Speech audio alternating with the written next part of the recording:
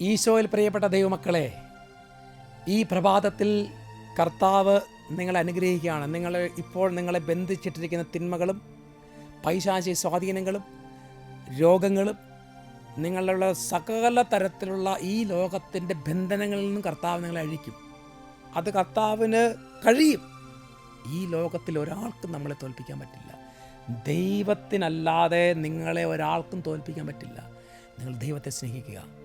2 കൊറിന്തോസ് അതിൽ 9-ാം അധ്യായം 7-ാമത്തെ വാക്യത്തിന് 2-ാമത്തെ ഭാഗവും 8-ാമത്തെ വാക്യമാണിന്ന്. 2 കൊറിന്ത്യൻസ് ചാപ്റ്റർ 9 വേഴ്സ് 7 and 8.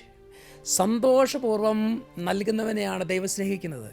നിങ്ങൾക്ക് ആവശ്യമുള്ളതെല്ലാം സദാ സമൃദ്ധമായി ഉണ്ടാകാനും സൽകൃത്യങ്ങൾ ധാരാളം ചെയ്യാനും വേണ്ട അനുഗ്രഹങ്ങളും സമൃദ്ധമായി നൽകാൻ കഴിവുറ്റവനാണ് ദൈവം. അപ്പം നമുക്ക് എല്ലാം നൽകാൻ കഴിവുള്ളവനാണ് ദൈവം.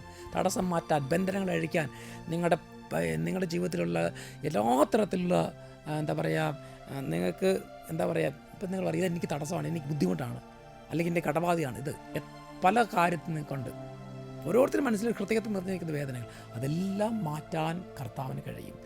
സന്തോഷപൂർവ്വം കർത്താവിന് തന്നെ നൽകുന്നവരും സ്നേഹിക്കുന്നവരെയും കർത്താവ് അനുഗ്രഹിക്കും. ഈശോ അനുഗ്രഹിക്കട്ടെ, ഇപ്പോഴും എപ്പോഴും എന്നേക്കും. ആമേൻ.